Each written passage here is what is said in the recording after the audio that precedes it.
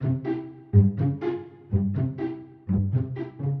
everyone, hi, welcome back to my channel.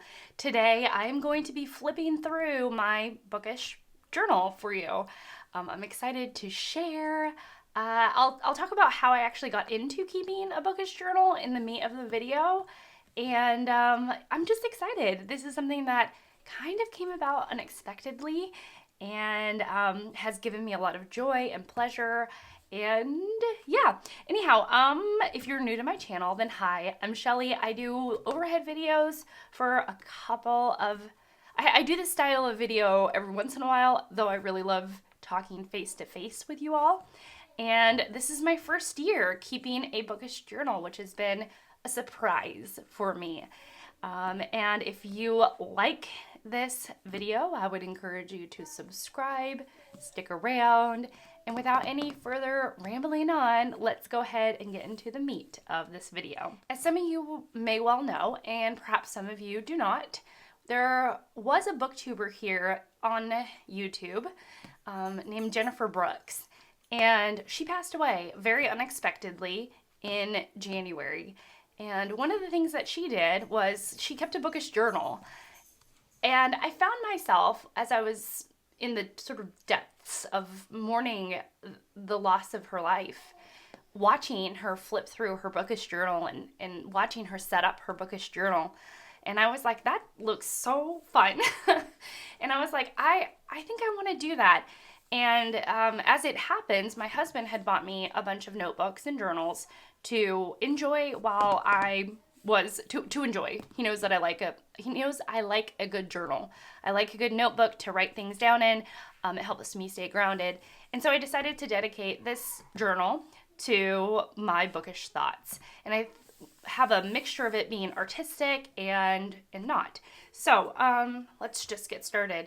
This was very unplanned. I had watched these are stickers. I had watched a few bookish journal setup type videos. But for the most part, what am I trying to say? I just let my creativity and my own thoughts and the way that I wanted to do it guide the process. So we have the title page, which I didn't even fill out until way late. These are covers that I printed. I printed double, so I don't know exactly what I'm going to do with these, but I had printed more than one, and so I have extras here. I'm not sure what I'll do with these yet. Then I knew I wanted to do a reading log, and I very early on sort of set it up, and I did the blue separating lines to help differentiate one book from another. And I have a bunch. I have a bunch of reading log pages. And then what I like about this, that I came to appreciate as this notebook, rather, what I liked about this notebook that I came to appreciate only after I was keeping the bookish journal was that I could rip out a page if it didn't go or if there was an extra. So I think I had an extra reading log page, and I ended up tearing it out because I didn't use it. And I actually quite like that. And that informed my decision to when I was buying a new bookish journal. So I also have the books that I bought. So I bought 16 books from January to I think the end of April, because I started my new journal in May. I have 2 projects going on that I've done horribly with, but this page was to help remind me of these projects. There were 10 classics I chose for this year and 10 nonfiction books that I chose for this year, and I have their titles written on these makeshift shelves, and I've done terrible with this project. I have read 1 book out of the 20 that are noted here.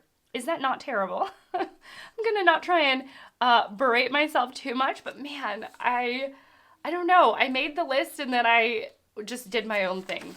Okay, so now we're getting into January. I dedicated a whole page to the first read of the year. I have my manga reads that I finished in January. I'm trying to figure out how I want to do things. So this like title one piece is written in marker. And then I realized that I liked a finer nibbed pen for the titles. And so I have, Death Note and Spy Family written in a more delicate, thin nubbed pen.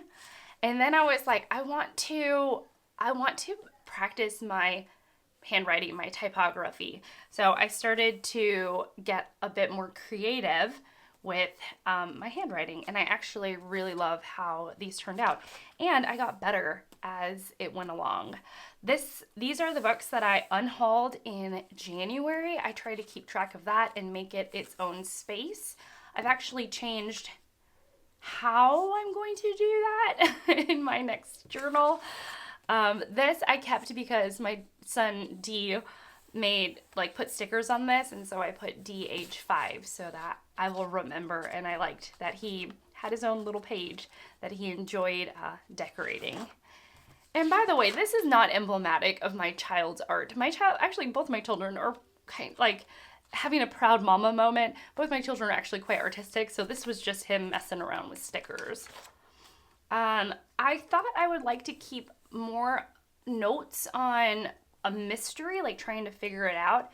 And I realized I didn't really like that. I didn't really enjoy keeping notes on a mystery. I think keeping notes on something else might be more my style, but not on a mystery book. And then we have February. I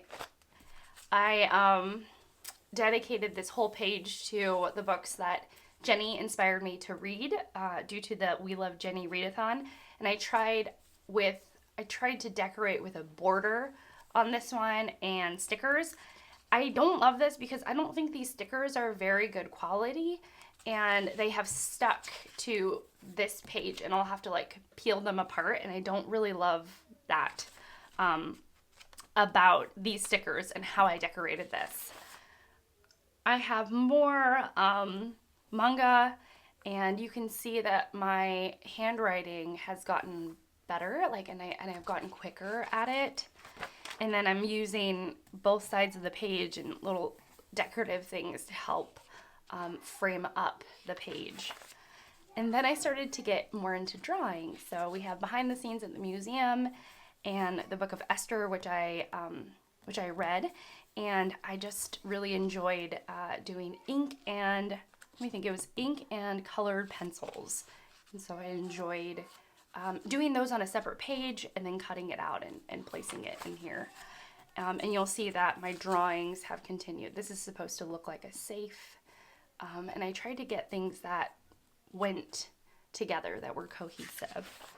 At one point, I was thinking about reading projects. This was a conversation on BookTube.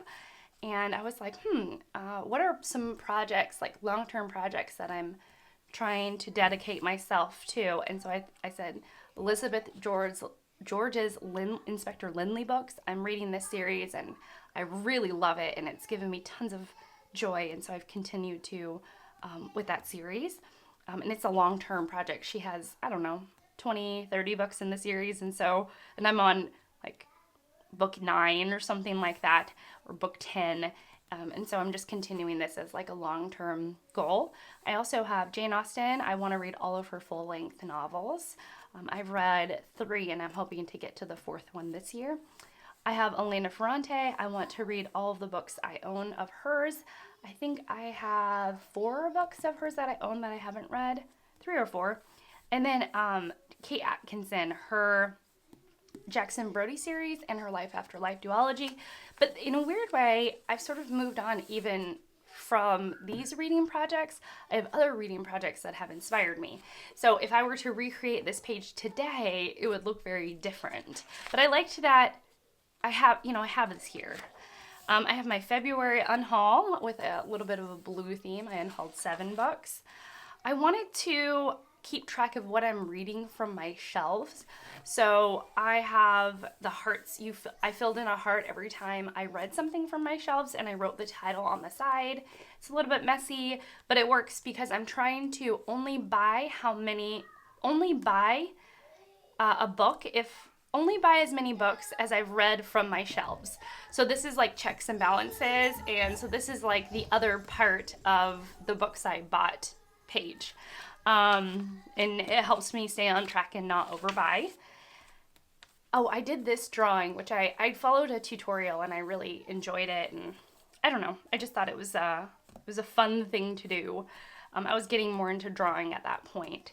I had a March TBR, which I never normally, well, I didn't write my TBRs down. I always make a TBR video, or I often do. And I had a very kind of strict March TBR. Funnily, I read like 2 things. I DNF'd Violetta. I DNF'd Mistborn. I never started Moby Dick. And then I read Lone Women, which was a wretched book, still my worst book of the year. And I read some One Piece that month. And then again, I'm just enjoying like drawing, and you see that. I made a weird historical fiction video, and then people gave me recommendations. And so I decided to create a very nice, neat list of the recommendations people had given me.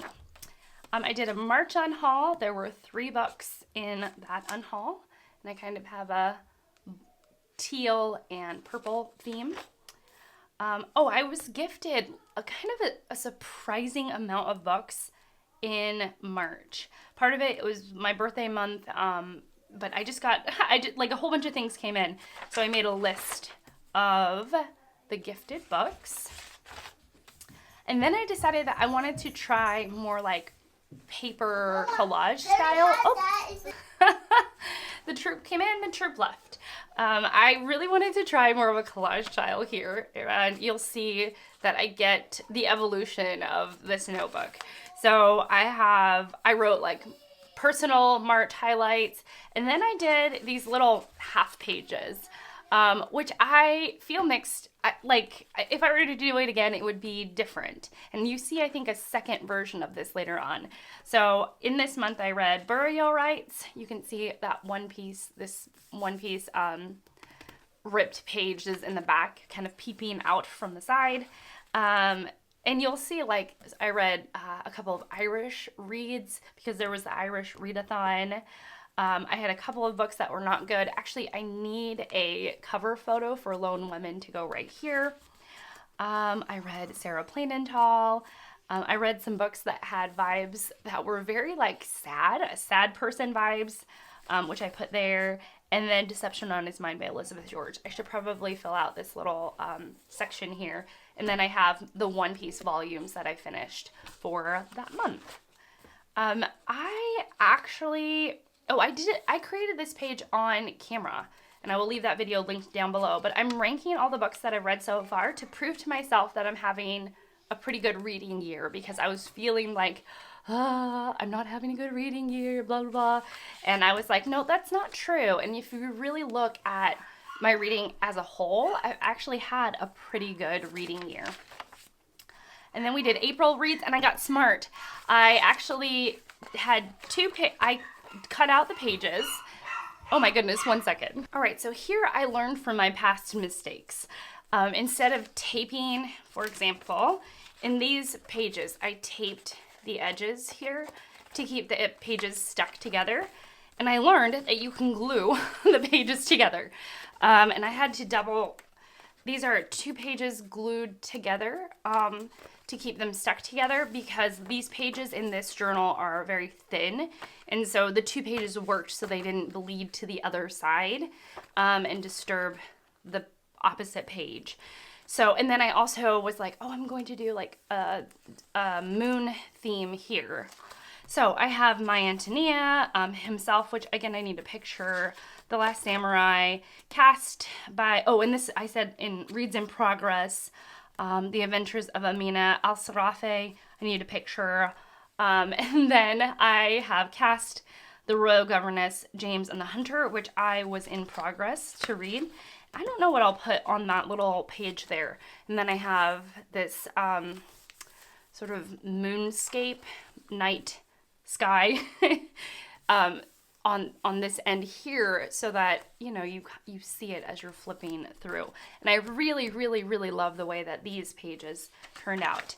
And then I did a pop-up page, and I will kind of show you. And I said, welcome to the library. And so I have, and I think I did a short on this. But yeah, welcome to the library, in which I wrote down all of the new books that I have included in my library, and I really love the way that little pop-up page came out. Then I have like this explosion of color. I think I also did a video putting these pages together, and it was the quarter year check-in, and so I was just talking about from best to worst. These are rereads, and then I did best to worst, and I kind of put them in rough order as to the books that I thought were the greatest and the ones that worked least well for me. And then I have my April unhaul. I unhauled 6. Oh, and then these are just starting to get to notes. I made a note for the Women's Prize for Fiction that I ended up redoing, and it ended up evolving into something else. And then this was my fantasy. I ranked a bunch of fantasy books, and I wanted to see, this is not every fantasy book I've ever read, but this is the vast majority. And I was trying to decipher as to what I liked about fantasy. And so I have this page, which I actually really, really, really enjoy. I think it's like an explosion of color. I like the covers. And then I was able to decipher from here, like what fantasy books I really, really love, and then which ones I don't. And then here I have, I'm trying to see like when does it end and when do we get to the personal stuff. So I kind of did like a final wrap up in May. So it was May 5th, and I said I've read a total of 54 books. 28 of them were like traditional novels. 26 of them were manga. I unhauled 26 books. I read 20 from my shelves, and I bought 16. And I just wanted like a little wrap up as to like where my stats were at for the end of the year. I thought I wanted to keep a wish list of books that I wanted, so I could see how my tastes change over the weeks and months, but that didn't really work out for me. I have several pages of that. And then we get to more personal things like cards that students have given me, cards that my children have given me, letters, notes, and things like that, which I use the back of this journal to keep.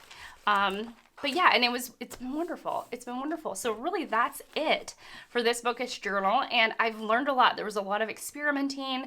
I am not precious or a perfectionist when it comes to keeping this Bookish journal because I don't know what I like.